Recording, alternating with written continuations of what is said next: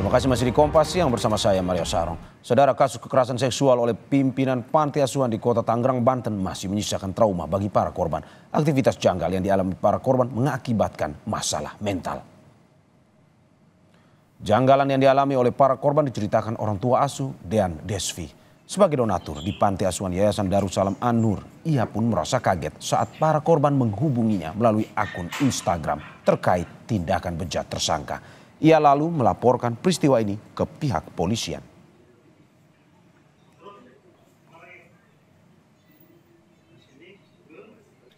Keanehannya yaitu tadi yang pernah saya sampaikan, bahwa keanehannya tuh adabnya mereka itu kalau cium tangan nggak hanya cium tangan sama kakak pimpinan panti asuhan ini, tapi juga ada adegan peluk-pelukan. Kalau habis evaluasi itu dipeluk katanya sama pimpinan panti asuhannya. Dipeluknya itu aneh gitu, janggal. Untuk cerita pertama kali melaporkan itu atas dasar apa itu, Bu Din? Atas dasar mereka banyak yang lapor ke saya. Pertama-tama kan takut dulu, mereka lapor melalui DM Instagram.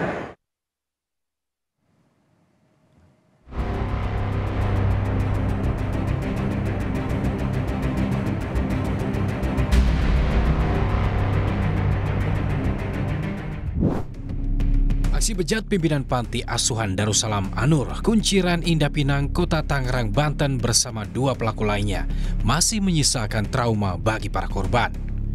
Penyimpangan orientasi seksual oleh tersangka membuat para korban mengalami masalah mental. Salah satu korban yang masih di bawah umur, di mana secara fisik terlihat baik, namun tidak dengan psikisnya yang selalu murung. Hampir setiap hari, ia harus menjalani terapi trauma healing untuk memulihkan psikologinya.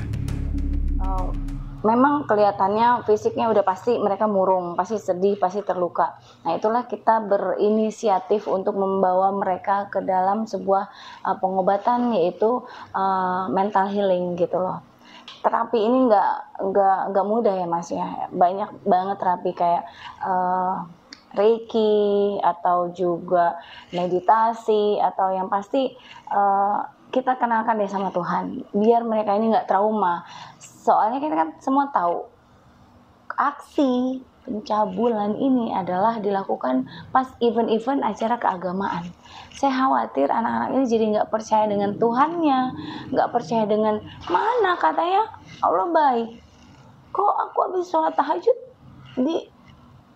lecehkan, kan itu yang bikin kita miris semuanya. Sebelumnya, pasca terungkapnya pelecehan seksual di Panti Asuhan Kunciran Tangerang, polisi telah memeriksa psikologis terhadap dua tersangka bekerja sama dengan Satreskrim Polresta Tangerang Kota serta psikologi SDM Polda Metro Jaya. Kabitumas Polda Metro Jaya menjelaskan, pemeriksaan psikologis dua tersangka dilakukan dengan 3 metode, yakni observasi, wawancara, dan tes tertulis. Hasilnya, tes psikologi keduanya tidak menunjukkan adanya gejala klinis psikologis. Nanti kami sudah konfirmasi kepada tim pemeriksanya, ada sebuah kesimpulan, ada hasil yang didapatkan bahwa terhadap dua tersangka ini tidak ditemukan atau tidak mengindikasikan gejala klinis psikologis. Kemudian di sisi lain, kami juga pernah menyampaikan bahwa anak asuh yang diantaranya atau sebagiannya juga ada yang merupakan korban tindak pidana ini telah dilakukan pendampingan psikologi oleh bagian psikologi Biro SDM juga. Sampai saat ini, ada 8 orang korban kekerasan seksual, di mana 5 diantaranya masih di bawah umur, sementara 3 lainnya dewasa. Selama para korban mendapatkan pendampingan psikologis, polisi juga terus mengembangkan kasus ini. Pasalnya, meski telah menahan 2 orang tersangka, masih ada 1 tersangka lain yang belum ditangkap, meski sudah masuk dalam daftar pencarian orang. Eka Marlubi, Kompas TV Tangerang, Banten.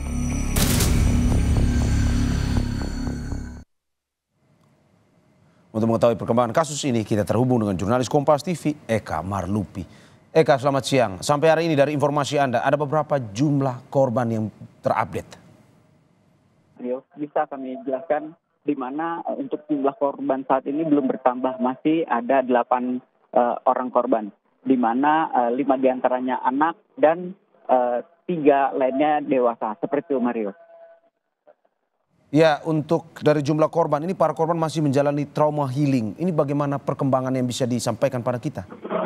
Ya, baik. Saat ini juga satu korban sedang menjalani terapi trauma healing, memulihkan mentalnya seperti itu. Dan untuk korban lainnya ada yang sudah dikembalikan kepada orang tuanya dan sisanya masih dititipkan di rumah yang ada di Pinang, seperti itu. Untuk selengkapnya bisa dijelaskan oleh orang tua asuh, Mario. Badin, bagaimana kondisi anak-anak korban saat ini? Alhamdulillah kondisi korban saat ini yang sebagian di Dinsos itu sudah didata dan sebagian sudah dikembalikan kepada orang tuanya, karena memang ternyata setelah diselidiki dan diinvestigasi, sebagian korban tersebut yang ada di panti tidak semuanya yatim piatu, tapi ada sebagian yang sudah masih ada orang tuanya, dan korban sebagian lagi ada di rumah aman yang insya Allah ada di pemantauan dan pengawalan saya dan teman-teman donatur lainnya.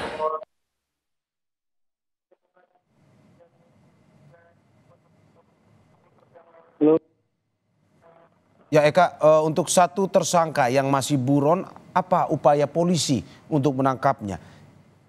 Iya, bisa kami sampaikan juga Mario. Untuk pihak kepolisian dari Polres Metro Tangerang Kota sudah berupaya penuh untuk pencarian DPO atau daftar pencarian orang, di mana dengan menyebarluaskan foto juga selaku Kapolres sudah memberikan imbauan kepada masyarakat bila mana yang melihat yang ada tertera di foto tersebut dapat menghubungi Polres Metro Tangerang Kota, seperti itu Mario.